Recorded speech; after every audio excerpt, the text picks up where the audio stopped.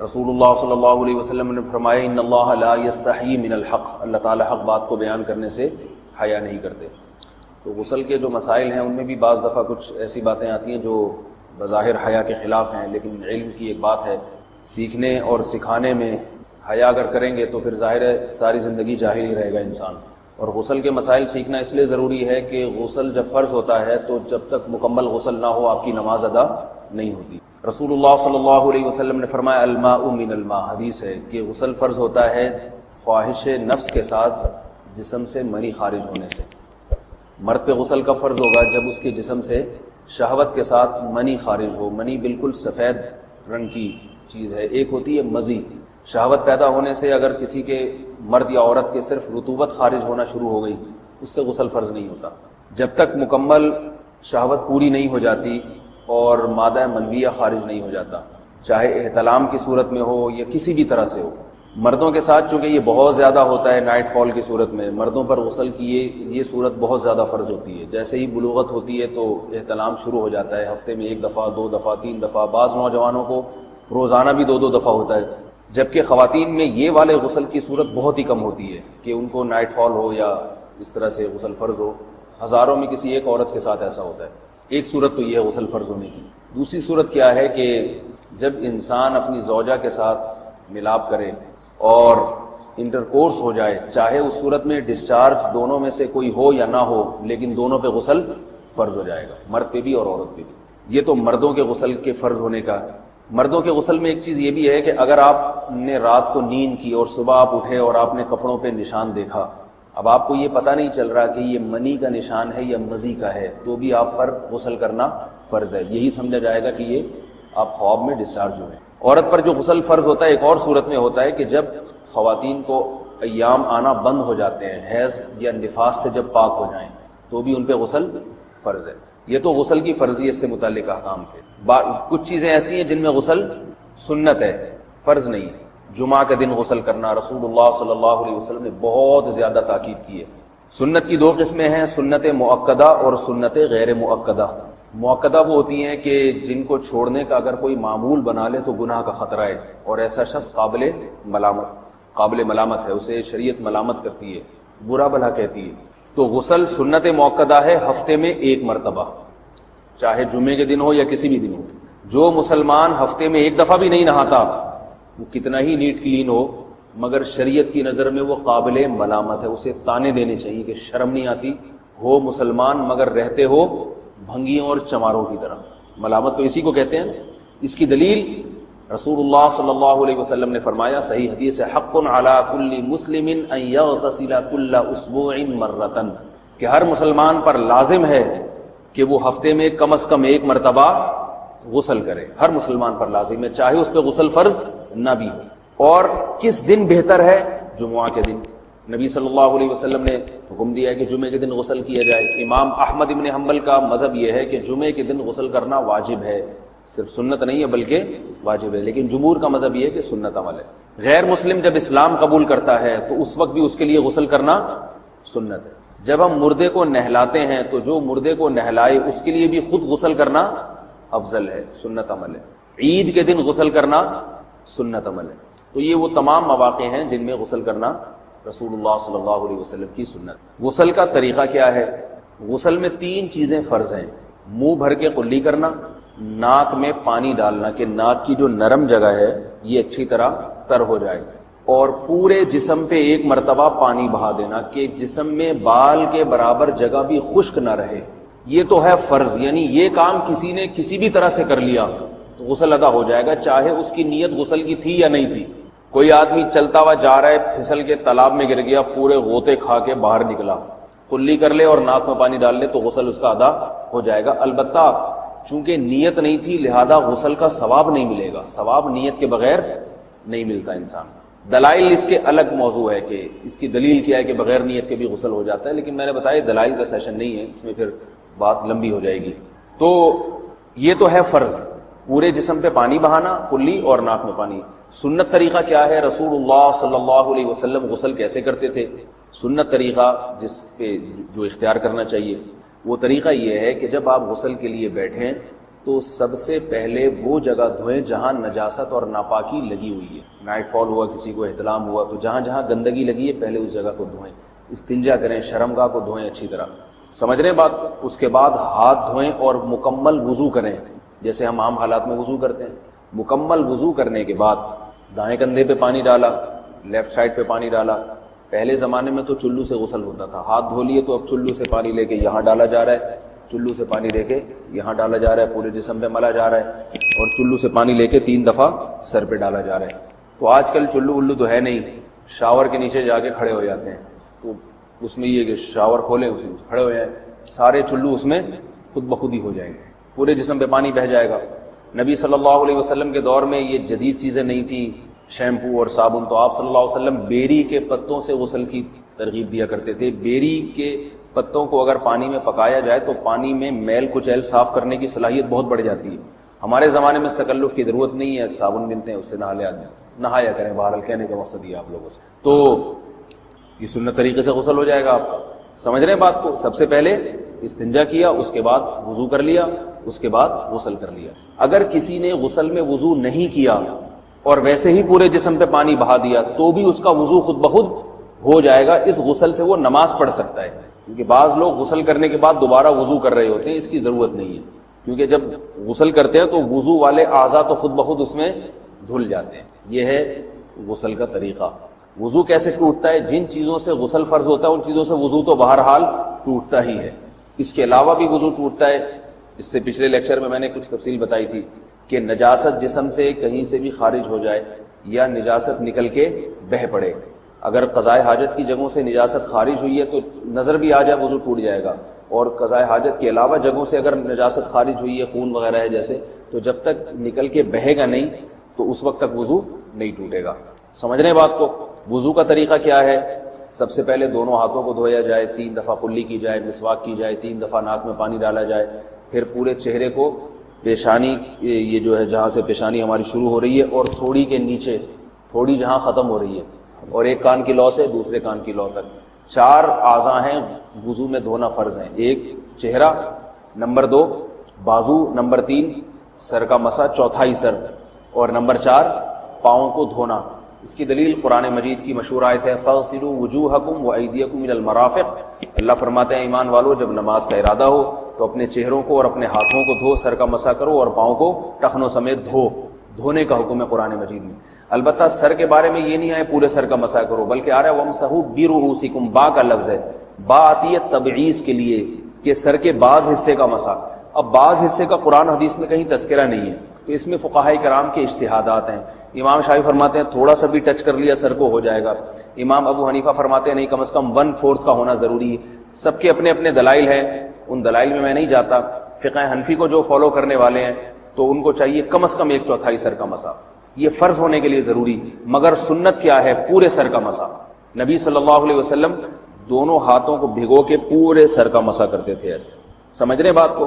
اور مسا کے جو یہ ٹیکنیکل طریقے ہیں کہ آپ یوں پہلے انگلی بنائیں, پھر یوں لے کر جائیں, پھر یوں گھما کے لائیں, پھر یوں, یہ ٹیکنیکل طریقے حدیث سے ثابت نہیں.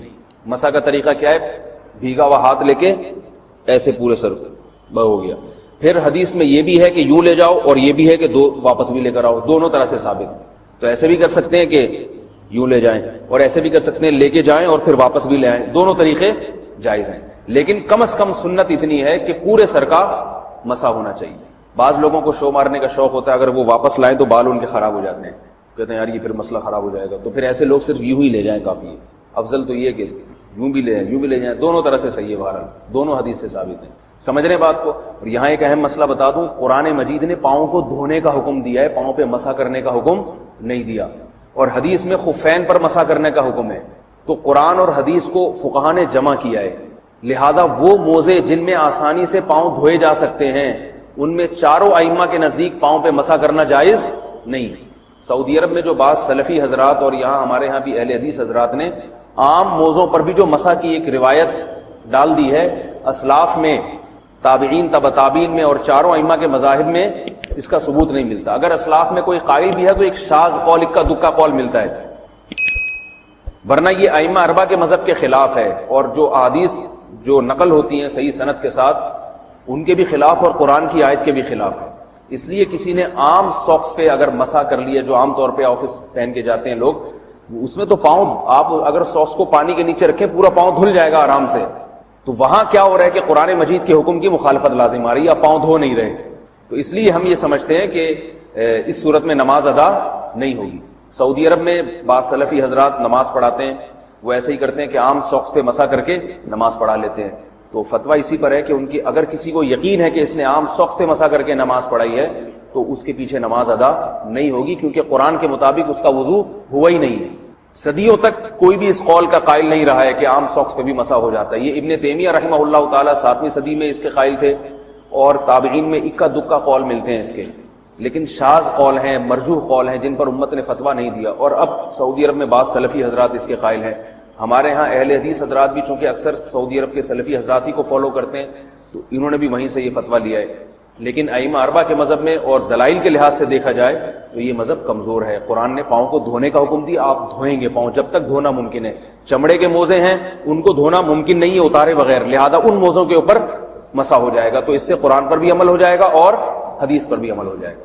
اس لیے ائمہ اربعہ نے جو قرآن و حدیث کو سمجھ کے جو فیصلہ کیا ہے اس پہ چلنا ہمارے لیے زیادہ مفید ہے بنسبت آج کل کے جو علماء ہیں ان کی اپنی ذاتی آراء پر.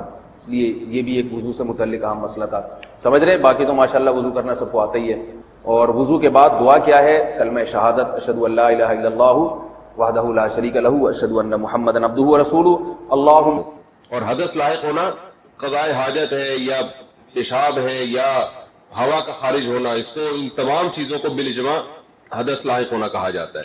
اس کی مثال بھی حدیث میں ملتی ہے کہ رسول اللہ صلی اللہ علیہ وسلم نے فرمایا کہ جب کوئی آدمی نماز پڑھ کے اپنی جگہ بیٹھا رہتا ہے نا تو فرشتے اس کے لیے دعا کرتے ہیں, ما لم یؤذ فیہ ای ما لم یحدث فیہ, جب تک کہ وہ فرشتوں کو ایذا نہ دے. آگے تشریح کہ یعنی حدث لاحق نہ ہو جائے, ہوا جب تک خارج نہ ہو جائے. سمجھتے ہو بات کو؟ تو اصل جو اصول ہے وہ سمجھنے کی چیز ہے, کیونکہ احناف کے ہاں یہ اصول ہے کہ مفہوم مخالف کا اعتبار نہیں ہوتا. تو اس بیس پر بہت سی مسائل احناف کے ظاہر حدیث کے خلاف جا رہے ہوتے ہیں. جیسے قرآن کی آیت ہے نا, وَمَن لَّمْ يَسْتَطِعْ مِنكُمْ طَوْلًا أَن يَنكِحَ الْمُحْصَنَاتِ الْمُؤْمِنَاتِ فَمِمَّا مَلَكَتْ أَيْمَانُكُمْ, جو تم میں آزاد عورت سے نکاح کی طاقت نہیں رکھتا تو باندی سے نکاح کر لے. تو اس میں امام شافعی کیا کہتے ہیں؟ اگر آزاد عورت سے نکاح کی طاقت ہے تو باندی سے نکاح کی طاقت نہیں ہے. یہ کہتے ہیں یہاں یہ شرط اس معنی میں نہیں ہے, اعتراض کے معنی میں نہیں ہے. قرآن میں جہاں بھی شرط اور مشروط ہوگا تو وہاں مطلب یہ نہیں ہوگا کہ شرط نہیں پائی جاتی تو حکم نہیں پایا جائے گا, ایسا نہیں ہے. میں کل کہیں گھر میں کوئی بات کر رہا تھا, ایک دم میرے ذہن میں یہ بات آئی کہ یہ ہم عام عرف میں بھی بہت زیادہ ایسا ہوتا ہے. کل میرا کوئی بچہ جو ہے نا کولر سے پانی نکال رہا ہے اور پانی ضائع ہو رہا ہے, تو میں نے اس سے کہا کہ پانی زیادہ ضائع مت کرو. تو ایک دم میرا دماغ اسی اصول کی طرف گیا کہ یہ جو زیادہ کی شرط میں نے لگائی ہے یہ اعتراض کے لیے تھوڑی ہے. بچہ کہ اچھا زیادہ ضائع نہیں کروں, تھوڑا سا ضائع کر دوں. ہو یہ رہا ہے کہ جب آپ عام عرف میں بات کرتے ہیں نا تو پھر یہ شرطیں اور قیدیں جو آپ اضافی لگا رہے ہوتے ہیں ان میں عمومی طور پر مفہوم کا اعتبار نہیں ہوتا.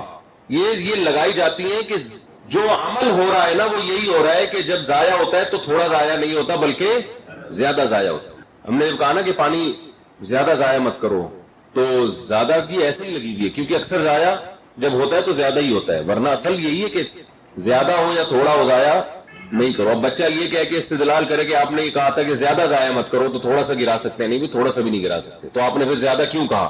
تو میں یہ نہیں کہوں گا کہ یہ میں نے بطور شرط کے کہا ہے, میں یہ کہوں گا یہ اس لیے کہ عام طور پر ایسا ہوتا ہے, مارکیٹ میں ایسا ہی ہوتا ہے. سمجھتے ہو؟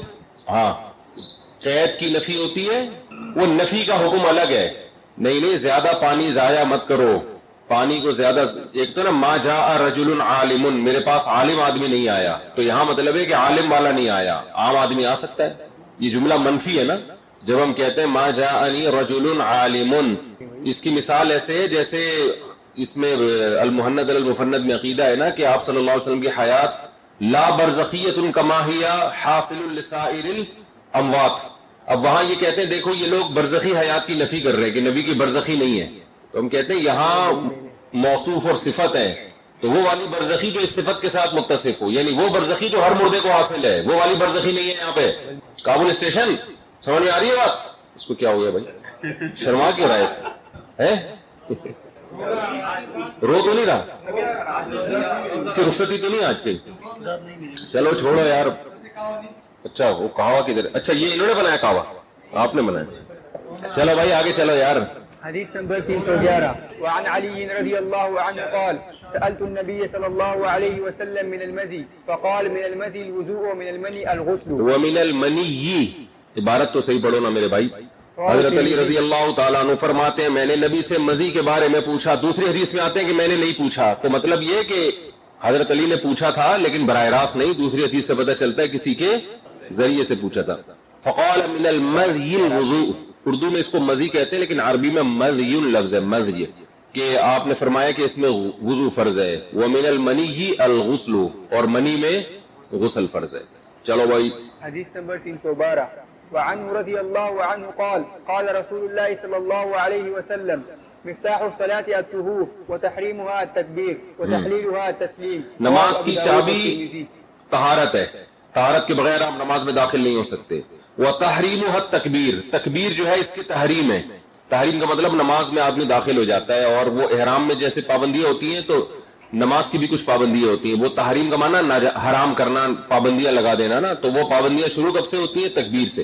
حنفیہ کے نزدیک یہ جو تکبیر تحریمہ اور اس کا رفع الیدین نماز سے باہر کا ہے، نماز سے اندر کا نہیں ہے. یہ جو حدیث میں رفع الیدین کے بارے میں وہ صحیح مسلم کی حدیث ہے، اسکنوا فی الصلاۃ، نماز کے اندر سکون پیدا کرو. صحیح مسلم کی حدیث ہے. اس میں آپ صلی اللہ علیہ وسلم نے فرمایا مالی اراکم رافعی ایدیکم کانها اذناب خیل شمس اسکنوا فی الصلاۃ، میں تمہیں بار بار دیکھتا ہوں کہ نماز میں ہاتھ اٹھاتے ہو تم جیسے کہ سرکش گھوڑوں کی دمیں ہیں، تو نماز کے اندر سکون پیدا کرو. اہل حدیث حضرات یہ کہتے ہیں کہ یہ سلام کے رفع الیدین کے بارے میں. اس کے دو جواب ہیں، دو الگ الگ حدیثیں. ایک سلام کے بارے میں، یہ والی حدیث سلام کے بارے میں نہیں ہے، اس پہ کیا قرائن ہے وہ پھر ہم جب یہ موضوع آئے گا تو بیان کریں گے. یہ علی اطلاق رفع الیدین کے بارے میں. اہل حدیث حضرات اس کو اس لیے سلام کے بارے میں کہتے ہیں، اس پہ محدث نے باب باندھا ہے کہ سلام کا رفع الیدین. ہم کہتے ہیں وہ محدث کی اپنی رائے، حدیث میں ایسے کوئی الفاظ نہیں ہے. دوسرا اعتراض اہل حدیث اس پہ یہ کرتے ہیں کہ آپ یہ مانتے ہیں کہ نبی صلی اللہ علیہ وسلم نے رفع الیدین کیا ہے، تو جب نبی نے رفع الیدین کیا ہے تو نبی اپنی ہی سنت کو کانہا اذناب خیل شمسن سے کیسے تعبیر کریں گے؟ سرکش گھوڑوں کی دمیں جیسے ہل رہی ہیں، تم اس طرح سے بار بار ہاتھ ہلا رہے ہو. بات آ رہی ہے سمجھ میں؟ تو نبی اتنے سخت الفاظ سے کیوں تعبیر کریں گے؟ مالی اراکم، مجھے کیا ہو گیا کہ میں تمہیں دیکھ رہا ہوں. تو ہم یہ کہتے ہیں اس کا جواب یہ ہے کہ بہت سے کام نبی صلی اللہ علیہ وسلم نے کیے ہیں لیکن بعد میں جب ترک کیے ہیں تو ترک کے بعد وہ ہو گئے منسوخ.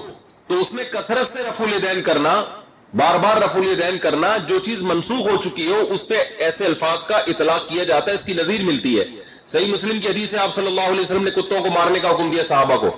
صحابہ نے مارنا شروع کر دیا، اتنے مارے ہیں کہ وہ دوسروں کے بھی کتے مارنا شروع کر دیے انہوں نے، جو باہر سے کوئی مسافر آتا. تو آپ نے فرمایا ما لکم وللکلاب، تمہیں کیا ہو گیا کہ کتوں کے پیچھے پڑ گئے ہو؟ اب دیکھو مالی رافعی ایدیکم، مجھے کیا ہو گیا کہ میں تمہیں دیکھ رہا ہوں کہ ہاتھ اٹھا رہے ہو. تو وہی الفاظ یہاں پر ہے ما لکم وللکلاب، تمہیں کیا ہو گیا کہ تم. اب سوال پیدا ہوتا ہے نبی اس میں تعجب کیوں کر رہے ہیں؟ نبی کہیں حکم دیا تھا، بھائی حکم دیا تھا مگر وہ حکم اب کیا ہو گیا ہے؟ منسوخ ہو گیا ہے. بہت سے صحابہ کو یعنی آپ کبھی عمل سے منسوخ کر دیتے ہیں، کبھی اپنے قول سے. تو یہاں پر جو ہے اور آگے الفاظ ہے اس کو، اور پھر حدیث میں ثابت ہے بعض رفع الیدین ایسے جس کو اہل حدیث بھی مانتے ہیں کہ منسوخ ہے. دو سردوں کے درمیان رفع الیدین ہے، سنن نسائی میں بالاتفاق منسوخ ہے. تو اس سے پتہ چلتا ہے رفع الیدین میں نسخ بہرحال واقع ہوا ہے. تو ہم اگر عبداللہ بن مسعود کی حدیث کو، جو ترمذی کی بالکل صحیح حدیث ہے جس میں آتا ہے کہ میں تمہیں وہ نماز پڑھ کے بتاؤں جو نبی صلی اللہ علیہ وسلم پڑھا کرتے تھے، اور پھر صرف تکبیر تحریمہ کے وقت رفع الیدین کیا، بعد میں نہیں کیا.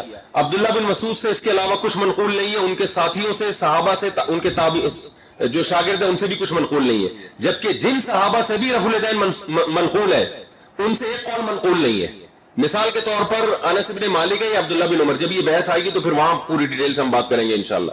وہ رفع الیدین نہ کرنے والوں کو کنکری مارا کرتے تھے، اتنے سخت تھے، لیکن پھر ان سے بھی صحیح سند سے ثابت ہے کہ رفع الیدین کے بغیر نماز پڑھی انہوں نے. تو یہ ہمارے اہل حدیث کہتے ہیں بیان جواز کے لیے پڑھی ہے کہ واجب نہیں ہے. ہم یہ کہتے ہیں پہلے اتنی سختی ہو کہ کنکری مارتے ہوں، بعد میں خود نہ کر رہے ہو، تو یہ بیان جواز کے لیے نہیں بلکہ یہ اس کی علامت ہے کہ آپ کی رائے تبدیل ہوئی ہے اس بارے میں. اور پھر اہل مدینہ کا عمل اور اہل کوفہ کا عمل جو ترک رفع الیدین پر ان کا اجماع تھا، اور ان دونوں نے نبی کی آخری نماز کو نقل کیا ہے. تو اب اہل حدیث سے ہماری شکایت یہ نہیں ہے، ہم یہ کہتے ہیں کہ آپ اپنے دلائل کو اگر دلائی مانتے ہو نا، دوسرے کو بھی انسان کا بچہ سمجھو. آپ دوسرا بھی کوئی اندھا مقلد نہیں ہے کہ اس کے پاس کچھ ہے ہی نہیں. ٹھیک ہے آپ کا بھی مذہب ہے، ہم تو براڈ مائنڈیڈ ہے، ہمارا کشادہ ظرف ہے. ہم آپ کو بھی مسلمان مانتے ہیں, ہم کہتے ہیں اختلافی مسئلہ ہے, ادھر بھی دلائل ہے ادھر بھی, لیکن جب ادھر کے دلائل پیش کرنا شروع کرو تو آپ کمنٹس دیکھو یوٹیوب پہ, ایسی گالیاں اور ایسے, اس کا مطلب آپ ایسی اندھی تقلید کرتے ہو کہ آپ اپنے مخالف دلائل سننے کا آپ کے اندر حوصلہ ہے ہی نہیں. آپ نے یہ فرض کر لیا کہ یہ ہے, بس ہے اور ہے اور ہے. جب فرض کر لو گے نا میرے بھائی, تو پھر آپ کا ظرف کشادہ نہیں ہوگا. تو ہم کہتے ہیں اختلافی مسئلہ ہے, ادھر بھی بہت مضبوط دلائل ہیں, جیسے ادھر ہے تو ادھر بھی ہے. سمجھتے ہو بات کو؟ تو یہ تو میں نے تھوڑا سا وہ ایک اصول سمجھانے کے لیے ساشا پیش کیا کہ اس پر یہ لوگ اشکال کرتے ہیں کہ جب حدیث میں آپ لوگ کہتے ہیں رفع الیدین نہ کرنا, صحیح مسلم کی حدیث سے آتا ہے اسکنوا فی الصلاۃ, نماز میں سکون پیدا کرو. اچھا اگر فرض کر لیا جائے کہ یہ سلام کے بارے میں ہے یہ حدیث, تو اس سے پتہ چلتا ہے کہ سلام میں بھی رفع الیدین ہوتا تھا, کیونکہ صحابہ نبی کو دیکھے بغیر سلام میں رفع الیدین نہیں کر سکتے. تو سلام کا رفع الیدین بالاتفاق کیا ہے؟ منسوخ ہے. اب نبی صلی اللہ علیہ وسلم کو صحابہ نے دیکھ کر جب رفع الیدین کیا تھا, کیونکہ ایسا ہو نہیں سکتا کہ نبی نے کبھی رفع الیدین سلام کے وقت نہ کیا اور صحابہ خود سے ہی شروع کر دیں. یقیناً نبی نے کیا تھا, جس کو دیکھ کے صحابہ نے کیا, نبی نے چھوڑ دیا تو نبی نے صحابہ پر اشکال کیا کہ تمہیں کیا ہو گیا کہ تم ایسے ہاتھ اٹھا رہے ہو. تو یہ جو کہتے ہیں نا وہ جو عمل نبی نے کیا ہو اس پر نبی اتنی سخت تنبیہ نہیں کر سکتے. ہم یہ کہتے ہیں جو عمل نبی نے نہ کیا ہو صحابہ خود سے ایجاد بھی نہیں کر سکتے. Point to be noted. نہیں آ رہی کھوپڑی میں بات؟ یہ دلائل آپ کو کتابوں میں شاید نہ ملے, ہو سکتا ہے لکھے ہوں کسی نے, لیکن میں نے نہیں پڑھے. یہ سب کھوپڑی کی حدیثیں کتابوں میں ہے, ان سے استدلال میں اس لیے آپ کو کہہ رہا ہوں کہ بہت کچھ کتابوں میں ملتا ہے, لیکن یہ جو استدلال کا طریقہ ہے کیا ہوگا بہت سے لوگوں نے, شاید کیا ہو, لیکن میں نے نہیں دیکھا کہیں ہوگا. تو اہل حدیث یہ اشکال کرتے ہیں کہ نبی کا رفع الیدین جو سنت نبی نے کیا ہو اس پر نبی اتنی سخت صحابہ کو تنبیہ کیوں کریں گے کہ کاننا اذناب خیل شمسن. ہم یہ کہتے ہیں کہ نبی نے اگر سلام کے وقت رفع الیدین نہیں کیا تھا تو صحابہ ہو نہیں سکتا کہ نبی کو دیکھے بغیر نماز میں خود سے کوئی عمل ایجاد کر لے. تو نبی نے, صحابہ نے نبی کو دیکھ کے سلام کے وقت رفع الیدین کیا ہے, لیکن نبی نے یہ سلام کا رفع الیدین ترک کر دیا تھا, پھر بھی بعض صحابہ کرتے رہے, ان کو نبی نے اس انداز سے تنبیہ کی ہے. تو اگر فرض کر لو یہ سلام والا بھی رفع الیدین تھا, فرض کر لو, تو سلام کے وقت رفع الیدین کا منسوخ ہونا ثابت ہو گیا. اس سے احناف کی یہ بات ثابت ہو گئی کہ رفع الیدین پہلے بہت زیادہ کثرت سے ہوا کرتا تھا, حتیٰ کہ سلام کے وقت بھی ہوتا تھا. تو جیسے سلام والا اور دو سردوں کے درمیان والا آپ مانتے ہو کہ چھوڑا ہے, اور دلیل آپ کے پاس وہ حدیثیں جن میں دونوں کے ترک کا حکم ہے یا ایک کے ترک کا حکم ہے, تو اسی طرح ہمارے پاس عبداللہ بن مسعود کی وہ دلیل جس میں عبداللہ بن مسعود کے سارے شاگرد ان کو ہمیشہ فالو کرتے رہے, جس میں آتا ہے الا اصلی بکم صلاۃ رسول اللہ, کہ صرف تکبیر تحریمہ کے وقت کیا باقی وقت میں نہیں کیا. تو ہمارے پاس یہ مضبوط دلیل اس بات کی ہے کہ باقی جگہ بھی آپ صلی اللہ علیہ وسلم نے عملاً ترک کر دیا تھا. اور اس پہ مصنف ابن ابی شیبہ کی بھی تائید ہوتی ہے کہ وہ عبداللہ بن مسعود کہتے ہیں میں نے ابو بکر عمر کے پیچھے نماز پڑھی, اور کان اصحاب علی وابن مسعود لا يرفعون ایدیہم فی الصلاۃ, عبداللہ بن مسعود اور حضرت علی کے شاگرد رفع الیدین نہیں کرتے تھے. اور اہل مدینہ کا عمل, کیونکہ انہوں نے آخری عمل دیکھا ہے نا, امام مالک سے منقول ہے اہل مدینہ رفع الیدین نہیں کرتے تھے وغیرہ, اس میں بہت سارے قرائن بھی ہیں. سمجھتے ہو بات؟ تو اب اس پر جو اہل حدیث اشکال کرتے ہیں, جس کے جواب دینے کے لیے میں نے اتنی لمبی بحث کی, کہ اسکنوا فی الصلاۃ, وہ کہتے ہیں نماز میں سکون پیدا کرو. اگر رفع الیدین سکون صلاۃ کے خلاف ہے تو تکبیر تحریمہ بھی خلاف ہے. ہم کہتے ہیں وہ فی الصلاۃ نہیں ہے, وہ خارج عن الصلاۃ ہے, ابھی نماز شروع ہوئی نہیں ہے. تو یہ حدیث اس کی احناف کے مذہب کی مضبوط دلیل ہے کہ جب ہم تکبیر تحریمہ کہہ کے رفع الیدین کہتے ہیں, تکبیر تحریم ہے, کیا ہم تکبیر کہنے کے بعد آپ نماز میں داخل ہوتے ہو, سمجھتے ہو اس سے پہلے نماز میں داخل نہیں ہوتے. چلو آگے. حدیث نمبر 313 والتحلیل والتسلیم. ایسے بہت ساری چیزیں نبی صلی اللہ علیہ وسلم سے, وضو کا دیکھ لو نا, پہلے ہر آگ پہ پکی ہوئی چیز سے وضو کا حکم, اونٹ کے گوشت کھانے سے وضو کا حکم دیا جا رہا ہے, آہستہ آہستہ نسخ ہوا ہے. تو نسخ بہت ہوا ہے کیونکہ تدریجاً احکام آئے ہیں. اس نسخ میں حکمتیں تھیں. حکمت وضو کے حکام میں حکمت یہ تھی پہلے تشدید ہو تاکہ عادی ہو جائیں, پھر تخفیف ہو. شراب کے حکام میں یہ تھا کہ پہلے تخفیف ہو تاکہ تھوڑا سا شراب چھوڑنے کے عادی ہو, پھر تشدید ہو. برتنوں کے بارے میں حکم یہ تھا شراب کے تشدید ہو, کیونکہ برتن توڑنا کوئی مسئلہ نہیں تھا ان کے لیے, شراب چھوڑنا مسئلہ تھا, وہ تدریجاً چھڑوائی گئی ہے. برتن فوراً توڑوا دیے گئے. پھر بعد میں برتن کی اجازت دے دی گئی کہ برتن میں کیا خرابی ہے, وہی برتن رکھ سکتے ہو شراب کے جو پہلے سے بنے ہوئے تھے. قبرستان جانے سے آپ نے منع کیا تاکہ اب میں شرک کا جو عنصر ہے وہ بالکل نکل جائے. قبر پرستی تھی نا, جب نکل گیا تو آپ نے فرمایا فزور ہوا, جایا کرو قبرستان, تو جاؤ, ثواب کی بات ہے. تو ذکر الآخرہ, آخرت کی یاد تازہ ہوتی ہے اس سے. سمجھتا نہیں ہے نا بات کو؟ تو ایسے بہت ساری روزے میں ہمیں ملتی ہے نسخ, ہمیں نماز میں نسخ ملتا ہے. نماز میں کلام کی اجازت تھی, بعد میں منسوخ کر دیا گیا. نماز میں رکعتیں منسوخ کی گئی ہیں, شروع میں 2 رکعتیں تھی اور پھر حضر میں اضافہ کیا گیا 2 رکعتوں میں. سمجھتے ہو؟ تو اس میں کیا حکمت ہوگی؟ پہلے کثرت سے رفع الیدین ہوتا تھا, بعد میں آپ صلی اللہ علیہ وسلم نے آہستہ آہستہ اس کو ترک کر دیا. حقیقی حکمت تو اللہ ہی جانتا ہے. چلے حدیث نمبر 313 نہیں یہ بتوں والی بات ہے, بیکار ہے. بعض لوگوں کی عادت ہوتی ہے کہ دیوبندی علماء یا حنفی علماء نے کوئی جو صحیح عالم بھی نہیں ہے وہی کوئی بیکار بات کر دی جس کو علماء دیوبند بھی نہیں مانتے, تو ان لوگوں کی عادت ہوتی ہے اس پہ فوراً کلپ بنا کے مذاق اڑاتے ہیں اور کہتے ہیں دیکھو یہ ہے, حالانکہ ان کو پتا ہے کہ خود علماء دیوبند نے اس کا انکار کیا ہے, لیکن وہ فتنہ پرست کی عادت ہو. جیسے اس میں لکھا ہوا ہے الدر المختار میں کہ قرب قیامت میں حضرت عیسیٰ علیہ السلام فقہ حنفی بھی فیصلہ کریں گے. اب اس پہ یہ لوگ مذاق اڑاتے ہیں کہ دیکھو حضرت عیسیٰ علیہ السلام کو بھی انہوں نے حنفی بنا دیا اور یہ بنا دیا اور یوں بنا دیا. تو آپ کو ضرورت نہیں ہے اتنا فنڈر بننے کی. نیچے دیکھ لینا, علامہ شامی نے خود ہی اس بات کی نفی کی ہے کہ ایسا نہیں ہے بلکہ وہ مجتہد ہوں گے. تو جب ایک حنفی عالم نے غلط بات لکھ دی اور نیچے اسی حنفی عالم ہی نے اس کی تردید کر کے اس کو غلط قرار دے دیا, تو آپ کیوں فنڈر بن کے آپ وہ بات نقل نہیں کر رہے, آپ پہلی والی بات نقل کر رہے ہو جس سے لوگ سمجھ رہے ہیں آپ مجدد ہیں اس وقت کے, آپ اصلاح کر رہے ہیں, ورنہ مولوی تو پتہ نہیں کیا کچھ کر کے چلے گئے تھے.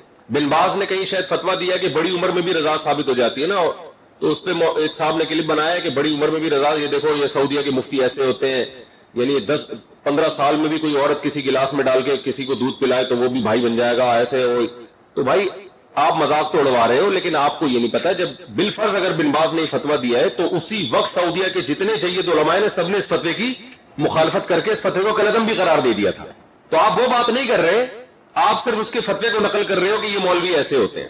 تو یہ فتنہ پرستی کی علامت ہوتی ہے, سمجھتے ہو؟ جیسے بعض اہل حدیث علماء اگر کوئی ایسی بات کرتے ہیں جو بالکل عقل کے خلاف ہے, اور صحابہ پہ جیسے بعض نے ان کے کیوں گزرے نا مولوی اسحاق جالوی, ایک بوڑھے عالم گزرے جن کے ابھی تک کلپ بہت آتے ہیں, جنہوں نے صحابہ کی شان میں بڑی گستاخیاں کی ہیں. تھے وہ اہل حدیث, لیکن اہل حدیث نے ان سے برات کا اعلان کر دیا کہ بھائی ہمارا ان سے کوئی تعلق نہیں, ہمارے نظریات اور ان کے نظریات میں بہت فرق ہے. اب اگر میں یہاں بیٹھ کے کلپ بناؤں یہ دیکھو اہل حدیث مولوی کیا کہہ رہا ہے, یہ دیکھو اہل حدیث مولوی کیا کہہ رہا ہے, تو یہ خیانت ہوگی کہ نہیں ہوگی؟ بھائی یہ جو کہہ رہا ہے اہل حدیث اس سے برات کا اعلان کر چکے ہیں, تو آپ کیوں ایک چیز ایسے کھاتے میں ڈال رہے ہو جس سے وہ بری ہو چکے ہیں؟ تو یہ مارکیٹ میں بہت زیادہ ہو رہا ہے یوٹیوب پہ. چلو حدیث نمبر 313 ورواه ابن ماجه عنه وعن ابي سعيد رضي الله عنهما. حديث نمبر 314 وعن علي بن طلق رضي الله عنه قال قال رسول الله صلى الله عليه وسلم اذا فسى احدكم فليتوضا ولا تأتوا النساء في اعجازهن. نساء اذا فسى احدكم, جب بھی کسی کی ہوا خارج ہو تو اسے چاہیے وہ وضو کرے. ولا تأتوا النساء في اعجازهن, اور عورت کے پچھلے راستے میں مت آؤ. یہ جو مردوں سے بدفعلی کی جن کو عادت پڑتی ہے نا لڑکوں سے, ان کا یہ گندگی والا کام ہے. یہ اتنی سینس لیس بات ہے. وہ قرآن کی آیت میں کہتے ہیں نا فاتو حرثکم انا شئتم, عورت تمہارے لیے پیداوار کا ذریعہ ہے تو جہاں سے چاہو آؤ. انا میں کوئی وہ کہتے ہیں کہ یہ آئینہ کے معنی میں جہاں سے چاہو آؤ. یہ اتنی غلط بات ہے کہ اگر اس کا یہ مطلب ہوتا تو قرآن یہ نہ کہتا حالت حیض میں ہوا اذن فاعتزلوا النساء فی المحیض, کہ حیض میں گندگی ہوتی ہے عورت سے کنارہ کشی اختیار کرو, جمع نہ کرو. گندگی حیض میں اگلے راستے میں ہوتی ہے, پچھلے راستے میں نہیں ہوتی.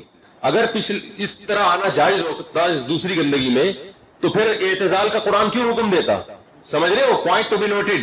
یہ بھی کسی کتاب میں نہیں پڑھا ہم نے, احقر نے, ہو سکتا ہے لکھا ہوا ہو. میں اس لیے کہہ رہا ہوں کہ ایسا نہ ہو آپ یہ کہیں کہ اب یہ نئے فنڈر پیدا ہو گئے ہیں کہ جو چیزیں کسی نے لکھی نہیں اب ہم آ گئے ہیں مارکیٹ میں. سمجھ رہے ہو؟ تو ہو سکتا ہے لکھا ہوا ہو لیکن احقر نے نہیں پڑھا. لکھا ہوا ہوگا. ہمارا کون سا یہ ہم نے کون سا آدم علیہ السلام سے لے کے اب تک کی جتنی کتابیں پڑھ لی ہیں ساری. اور دوسری بات یہ کہ جو یہ تو سب فقہاء نے لکھا ہے کہ جو گندگی کی وجہ سے آپ کو منع کیا جا رہا حالت حیض میں جمع سے, وہ گندگی اس دوسرے راستے میں اس سے بھی زیادہ ہوتی ہے. خون کی گندگی قضاء حاجت میں جو گندگی ہوتی ہے اس سے کم درجے کی ہے, وہ گندگی اس سے زیادہ کی ہے. سمجھتے ہو؟ تو یہ بہت برا عمل ہے. چلو بھائی آگے. حدیث نمبر 315 وعن معاویہ ابی سفیان, حضرت معاویہ ابن ابی سفیان کا نام محدثین ان سے حدیثیں نقل کرتے ہیں. اس کی علامت تمام محدثین کی نظر میں حضرت معاویہ عادل ہے, جو اپنے فاسق بیٹے کو خلیفہ بنائے جبکہ پتا ہو کہ اس کی فاسق ہے, جیسے کہ لوگ کہتے ہیں. جو حضرت علی پہ صبح شام معاذ اللہ داماد رسول کو معاذ اللہ نقل کفر گالیاں دیتے ہو, جیسے کہ یہ لوگ کہتے ہیں, ٹھیک ہے نا. جس نے امت کو ایک حکومت کی لالچ میں 2 حصوں میں صحابہ کو لڑوا دیا معاذ اللہ، جیسے کہ یہ لوگ کہتے ہیں، تو اس سے بڑا معاذ اللہ فاسق دنیا میں کوئی ہو نہیں سکتا۔ پھر بھی محدثین کا اس کی حدیثیں لینا، یا تو یہ سارے محدثین غلط ہیں یا فاسق کی تعریف غلط ہے، فاسق اس کو کہتے ہی نہیں ہے، فاسق کہتے ہیں کہ سب کچھ کرتا ہو پھر بھی ٹھیک ہے، یا یہ کمبخت غلط ہیں جو حضرت معاویہ کے خلاف زبان درازیاں کر رہے ہیں۔ ان کو غلط کہنا آسان ہے، اس پورے سیٹ اپ کو غلط کہنا آسان نہیں ہے، انہوں نے سمجھا نہیں ہے اور گھننے بنے ہوئے غلط بات لوگوں کو پھیلا رہے ہیں۔ چلیں۔ وعن معاوية بن أبي سفيان رضي الله عنه أن النبي صلى الله عليه وسلم قال إنما العينان وكاء السهم فإذا وکاء السہ، سہ اصل میں تھا سطح ہی، سطح کہتے ہیں کولے کو، تشریف کو، جس کی جمع استاہ آتی ہے۔ بعض دفعہ جمع مکسر میں حذف شدہ الفاظ آ جاتے ہیں نا واپس، اس سے پتہ چلتا ہے یہ اصل الفاظ کیا تھے۔ اس کہتے ہیں کولے کو، انفن فی الماء وسطن فی السماء، سنا ہوگا نا، وسط اس میں جو حمزہ ہے وہ وصلیہ ہے، تو یہاں تا کو تخفیفاً حذف کر دیا گیا۔ تشریف کوئی ایسی چیز نہیں ہے کہ اس کا نام تفصیل سے لیا جائے، لہذا تا کو کیا کر دیا، شاید یہ حکمت ہو اللہ یعنی لم اس وقت، ٹھیک ہے نا، پوائنٹ ٹو بی نوٹڈ۔ تو انما العینان وکاء السہ، آپ صلی اللہ علیہ وسلم نے فرمایا کہ آنکھیں، یہ وکا کہتے ہیں وہ جو رکاوٹ ہوتی ہے نا مشکیزے میں جو باندھ دیتے ہیں ہم، اس کے منہ بند کر دیتے ہیں، اس کو وکا کہتے ہیں۔ تو جیسے مشکیزے کا پانی گرتا نہیں ہے نیچے کیونکہ بندھا ہوا ہوتا ہے، تو آنکھ بھی جو ہوا نکلنے کا راستہ ہے اس کو روک لیتی ہے۔ جب آدمی جاگ رہا ہوتا ہے تو ہوا اپنے کنٹرول میں ہوتی ہے، یہ مطلب، یہ کنایا ہے، ورنہ آنکھ نہیں روکتی، روکتا دماغ ہے۔ اس سے پتہ چلتا ہے کہ قرآن و حدیث کے ظاہر کو لے کے سائنس کے خلاف ثابت کرنا کہ سائنس تو یہ کہتی ہے اور حدیث یہ کہہ رہی ہے، یہ غلط ہے، اس لیے کہ حدیث، قرآن و سنت سائنس کی کتاب نہیں ہے، بلکہ وہ عام محاوروں کے اعتبار سے کلام کرتا ہے۔ قرآن نہیں آ رہی بات سمجھ میں؟ عام محاوروں میں جو چیز جیسی سمجھی جاتی ہے، جو جس کے لیے جو لفظ بولا جاتا ہے، قرآن اور سنت بھی وہی۔ جیسے دل ہے نا، اب اس پہ آج کل بڑی بحث ہو رہی ہے، عقل کا محل تو دماغ ہے، دل تھوڑی ہے۔ امام حنیفہ کے نزدیک بھی عقل کا محل دماغ ہے، ان کے فقہ پر بھی بہت سارے اشکالات ہوتے ہیں کہ حدیث میں تو دل آتا ہے، تو مجازاً دل کی طرف نسبت ہوتی ہے، اس لیے کہ دماغ اور دل کا سب سے گہرا، جب بھی آپ دماغ سے کسی کی محبت سوچتے ہیں دل پہ سب سے پہلے اثر آتا ہے، تو اس لیے عرف میں ہمیشہ اس کی نسبت دل کی طرف کی جاتی ہے۔ کبھی بھی یہ نہیں کہا جاتا کہ میں آپ کو دماغ دے چکا ہوں صنم، دل دے چکا ہوں کہا جاتا ہے نا، حالانکہ دیا دل نہیں ہوتا بلکہ دیا دماغ۔ اس کی سب سے بڑی دلیل یہ ہے کہ اگر آپ نے دل دے دیا اس کو، پھر آپ کا دل ڈاکٹروں نے آپریشن کر کے نکال کے پلاسٹک کا لگا دیا، تو آپ کو دوبارہ دل دینا پڑے گا، حالانکہ دوبارہ دل دینے کی ضرورت آپ کو نہیں ہوتی نا۔ کیوں؟ جو دماغ میں آپ کے محبت گھسی ہوئی ہوتی ہے، وہ دماغ جب تک چینج نہیں ہوگا محبت چینج نہیں ہو سکتی۔ سمجھتے ہو بات کو؟ تو دل میں جب اللہ کی محبت آ گئی تو یہ دل نکال کے پلاسٹک کا لگا دو گے تو بھی ہوگی، یہ نہیں کہ اب جس کے آپ کو جتنے جس کو دل دیا ہے وہ ساری اللہ کی محبت وہاں ٹرانسفر ہو گئی، ایسا نہیں ہوتا۔ سمجھتے ہو؟ وہ پھر ادھر ہی پلاسٹک کے دل میں آ جائے گی وہ، اس لیے کہ وہ اصل میں کہاں تھی؟ دماغ۔ دل تو وہاں سے اس کے اثرات قبول کر رہا تھا، وہی پلاسٹک کا دل اس کے اثرات قبول کرنا شروع کر دے گا۔ کھوپڑی بچ بات آندھی ہے کہ نہیں آندھی ہے؟ تو اس لیے یہ جو قرآن و سنت کے الفاظ لے کے سائنسی اشکالات ہوتے ہیں نا، یہ بیکار قسم کی باتیں ہیں، اس میں لوگ بڑے فنٹر بھی بنے ہوئے ہیں۔ ایکچولی وہ ایک سائنس نے ایک کتاب غار سے نکلی ہے، اس میں یہی لکھا ہوا تھا جو حدیث میں آتا ہے، تو یہ ایسا کچھ بھی نہیں ہے، سیدھا سیدھا بھائی یہ عام محاوروں کے حساب سے قرآن نازل ہوا ہے اور اسی حساب سے کلام کرتا ہے۔ اگر یہ سائنس کی کتاب ہوتی تو عرب کے لیے تو اس کو سمجھنا ناممکن ہو جاتا، ہمارے لیے بھی۔ مثال کے طور پر ایک عاشق اگر سائنسدان ہو اور وہ کسی محبوبہ سے بات کرے اور وہ کہے کہ میں بالکل ایسی بات کروں گا جو سائنسی اصولوں کے مطابق ہو، تو وہ کبھی نہیں کہے گا کہ میں نے تمہیں دل دیا ہے، وہ ہمیشہ کہے گا میں نے تمہیں کھوپڑی دی ہے۔ یہ بھی نہیں کہے گا کھوپڑی میرے اپنے دماغ میرے کھوپڑی کے اندر ہی ہے، اس میں کچھ ایسے سیل اللہ نے بنائے ہیں خدا نے کہ جب کسی سے محبت ہوتی ہے تو وہ کیمیکل ری ایکشن ہوتا ہے، اس کے نتیجے میں، اس کیمیکل ری ایکشن کے نتیجے میں ہارٹ پہ اثرات پڑتے ہیں، اور اگر ہارٹ اٹیک کا خطرہ نہ ہو تو دل زور زور سے دھڑک کے انسان پھر بھی زندہ رہتا ہے۔ پوری ڈیٹیل پیش کرے گا نا۔ تو میرے وہ ایسے دماغ کے کیمیکل جو محبت کے وقت نکلتے ہیں، وہ کیمیکل آپ کے حق میں جتنے نکلے اتنے کسی اور کے حق میں نہیں نکلے۔ رپورٹ ہے، وہ کہے گا دفع ہو یہاں سے چل۔ ایسے موقع پہ انسان یہ باتیں نہیں کرتا، وہ کہے گا بھائی یہ دل تمہارا ہو گیا، لے جاؤ۔ وہ کیا ہے، بسے کی بجلی، وہ کیا حضرت شعر پڑا کر، بسے کی بجلی سی پہلے کوندی پھر آگے کی کچھ خبر نہیں ہے۔ ایک بجلی سی کوندی ہے میرے دل پہ تمہیں دیکھ کے نا، پھر آگے کی کچھ خبر نہیں ہے، مگر جو پہلو کو دیکھتا ہوں تو دل نہیں ہے جگر نہیں ہے۔ شاعر کہہ رہا ہے کہ بس میں نے جب محبوبہ کو دیکھا ایک بجلی گری، آگے مجھے نہیں پتا کہ ہوا کیا ہے، بس اتنا پتا ہے کہ میں نے جب جھانک کے دیکھا میرا دل اور جگر کہاں ہے، تو مارکیٹ سے شارٹ تھے، نہ دل سینے میں تھا نہ جگر، دونوں محبوبہ کے پاس چلے گئے. اب پتہ نہیں وہ دل اور جگر اب مارکیٹ میں کہاں سے ملے گا مجھے.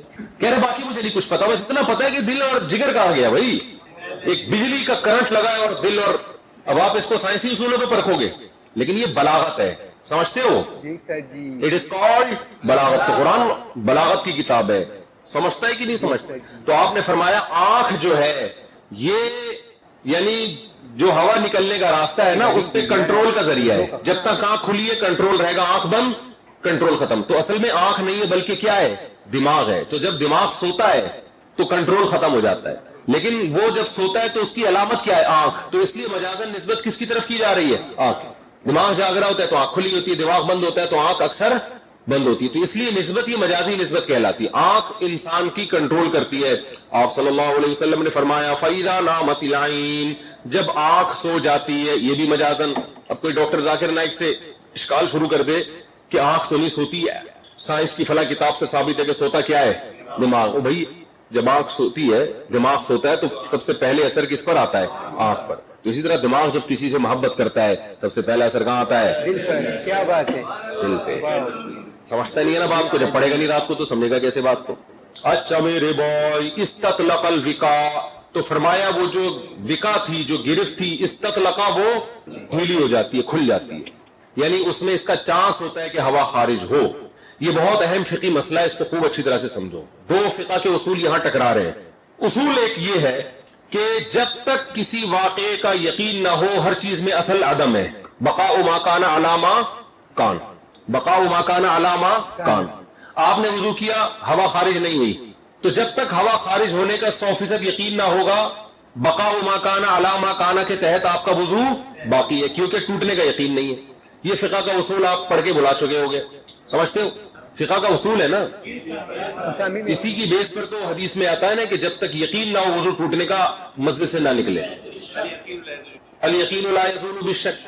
سوال پیدا ہوتا ہے کہ جب انسان سو رہا ہے تو امکان ہے کہ ہوا خارج ہوئی ہو اور اس کو پتہ نہ چلا ہو، اور یہ بھی امکان ہے کہ ہوا خارج نہ ہوئی، زیادہ تر تو خارج نہیں ہوتی.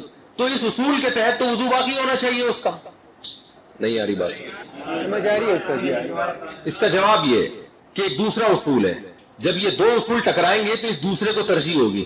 یہ ذہن میں رکھو. یہ میں نے اسی لیے کہ فقہ کا یہ اصول نا مثالوں میں جب آتی ہے نا پھر صحیح طرح سمجھ میں آتا ہے. اصول یہ ہے فقہ کا کہ جب سبب حقیقی پر مطلع ہونا ممکن نہ ہو تو سبب ظاہر کو سبب حقیقی کے قائم مقام رکھا جاتا ہے. یہ جو ہے نا کہ جب تک یقین نہ ہو کہ وضو ہوا نکلی ہے اس وقت تک وضو نہیں ٹوٹتا. یہ اس وقت ہے جب ہوا نکلنے پر اطلاع ممکن بھی تو ہو آپ کے لیے. ہوا نکلنا سبب ہے وضو ٹوٹنے کا، حقیقی سبب ہے. اس سبب حقیقی پر آپ مطلع ہو سکتے ہو جب جاگ رہے ہو. تو وہاں تو جب تک سبب کے وجود کا یقین نہیں ہوگا حکم نہیں لگایا جائے گا وضو کے ٹوٹنے کا. لیکن جہاں سبب کے وجود پر اطلاع ممکن نہ ہو تو سبب کے سبب پر حکم لگایا جائے گا. یہ قوالی نہیں ہو رہی ہے، سمجھتے ہو؟ سبب کے سبب پر حکم لگایا جائے گا. اب کیا ہے یہ اصول سمجھو. پہلے مثال کے طور وہی بات ہے کہ آپ سو رہے ہیں تو اب یہاں سبب پر اطلاع آپ کے لیے ممکن بولو ہے ہی نہیں. لہذا اب سبب ظاہر ہے نیند، جو آپ کے گرفت کو ڈھیلا کرنے کا ذریعہ بنتی ہے. یہ سبب ہے اس حقیقی سبب کا، ہوا کے خروج کا. تو اب حقیقی سبب پر اطلاع ہمارے لیے ممکن ہی نہیں. اس لیے اب کس پر حکم کا مدار ہوگا؟ سبب پر. یہ جو آج کل کے متجددین ہے نا، یہ شریعت کے احکام میں ان اصولوں کو انہوں نے نہ پڑھا ہوتا ہے نہ سمجھا ہوتا ہے. اس لیے یہ بہت ایک اصول دوسری جگہ فٹ کر رہے ہوتے، دوسرا اصول اس جگہ فٹ کر رہے ہوتے. یہ بڑی گڑبڑ ہوتی ہے ان سے. تو ایک تو یہ کہ سبب پر مطلع ہونا ممکن نہ ہو تو سبب کے سبب پر. بعض دفعہ سبب پر مطلع ہونا ممکن تو ہوتا ہے لیکن اس پر حکم کا مدار رکھنا مشکل ہوتا ہے. تو وہاں بھی سبب کا سبب وہی حقیقی سبب بن جائے گا. جیسے سفر میں سبب حقیقی قصر کا مشقت ہے جو کہ سفر میں ہوتی ہے، سمجھتے ہو؟ لیکن اس مشقت پہ حکم کا مدار رکھنا آسان نہیں ہے کیونکہ ہر آدمی کا مشقت کا معیار دوسرے سے مختلف ہے. تو یہاں اطلاع ممکن تو ہے لیکن متاثر ہے، یا اس پر حکم کا مدار کسی مصلحت سے رکھنا ممکن ہے نہیں. کیونکہ مشقت کا کوئی پیمانہ تو نہیں ہے نا کہ اتنے کلومیٹر اگر اتنے ٹن آپ کو مشقت ہو رہی ہے تو آپ 2 رکعت پڑھو ورنہ 4 پڑھو. تو یہاں شریعت نے سبب کو جو مشقت کا سبب ہے اس کو حقیقی سبب قرار دے دیا ہے. وجہ کیا ہے؟ یہاں سبب حقیقی پر حکم کا مدار آسان نہیں ہے تو آسانی کے لیے سبب ظاہر پر رکھ دیا. سمجھتا نہیں ہے نا بات؟ تو یہ 2 اصول یاد رکھو, جب یہ ٹکرائیں گے تو اس دوسرے اصول کو پہلے اصول پر ترجیح ہوگی. اس کی میں نے جب فقہ پڑھا رہا تھا نا اسامی کے میرے اسباق آڈیو میں ریکارڈڈ موجود ہیں, جنہوں نے آپ لوگوں نے سننا ہو تو سن سکتے ہیں نیٹ پر. تو اس میں نے اس کی بہت ساری مثالیں دی ہیں اور آج کے لحاظ سے بھی مثالیں دی ہیں کہ آج متجددین ان اصول کو نہ جاننے کی وجہ سے قرآن و سنت کی کہاں کہاں غلط تشریح کر رہے ہوتے ہیں, کون سا اصول کدھر فٹ کر رہے ہوتے ہیں اور کون سا اصول اٹھا کے کدھر فٹ کر رہے ہوتے ہیں. چلو آگے ڈبل اے حدیث نمبر 316. کیا بول رہے ہیں؟ تو وہی ہے نا, یہاں میں سبب سے حقیقی نہیں, سبب سے مراد جس پر نتیجہ مرتب ہوتا ہے. ہاں وہ علت ہے نا, جو بالواسطہ ہو وہ تو سبب ہوتا ہے نا. تو میں بھی اصطلاحات میں نہیں پڑھ رہا, میں تو اس سے چلے. حدیث نمبر 316. وعن علی یعنی رضی علت اللہ پر عنہ حکم کا مدار ممکن نہیں ہوتا, تو جو علت کی علت ہے جس کو ہم اس حکم کا سبب کہہ رہے ہیں اس سبب پر حکم کا مدار رکھا جائے گا. چلے. وعن علی رضی اللہ عنہ قال قال رسول اللہ صلی اللہ علیہ وسلم. اس کی اور بہت ساری مثالیں دیکھو. قتل خطا, بندہ مار دیا, آپ نے ابا کو مار دیا غلطی سے, اللہ نہ کرے, وراثت سے محروم ہو گئے نا. حالانکہ وراثت سے محرومی کا اصل سبب تو جنایت ہے. اصل سبب کیا ہے؟ جنایت. من تعجل بشیء قبل اوانه عوقب بحرمانه. ابا کو ٹائم پہ مرنا تھا, وراثت ملتی, آپ نے پہلے انا للہ کر دیا. لیکن یہ حقیقی سبب پر کہ حقیقی جنایت ہے نہیں, مدار مشکل ہے, اس لیے کہ کوئی بھی اس طرح کیسے اپنے مورث کو مار دے گا کہ غلطی سے مارا ہے میں نے. تو شریعت نے کہا یہ بحث میں پڑھنے کی ضرورت نہیں, غلطی سے جو جس نے مارا ہے بس وہ وراثت نہیں ملے گی اس کو. جاؤ, سمجھتے ہو مارا کیوں تم نے؟ غلطی سے ہی مارا ہے لیکن مارا کیوں؟ اب اس میں بعض دفعہ عین ممکن ہے کہ ظلم بھی ہو سکے, بھائی ہو سکتا ہے واقعی غلطی ہو نا لیکن محروم ہو گیا, تو بعض دفعہ ایسا ہوتا ہے. لیکن لا جو بنایا جاتا ہے وہ اس میں چند لوگوں کے مفاد کو نہیں دیکھا جاتا ہے, اوور آل دیکھا جاتا ہے. تو یہ جو کہتے ہیں نا اسلام کے اس قانون سے یہ نقصان ہو رہا ہے, بھائی یہ ہو رہا ہے, اگر یہ قانون نہ ہوتا تو پھر نقصان اور زیادہ ہوتا. تو جب یہ قانون ہوتا ہے اس کی زد میں کچھ لوگ بے گناہ بھی محروم ہو سکتے ہیں. چلے. وکاء الصحیح العینان فمن نام فلیتوضا. آپ نے فرمایا وکاء الصحیح العینان فمن نام فلیتوضا. اس میں 3 مذاہب ہیں, نیند سے وضو ٹوٹتا ہے کہ نہیں ٹوٹتا.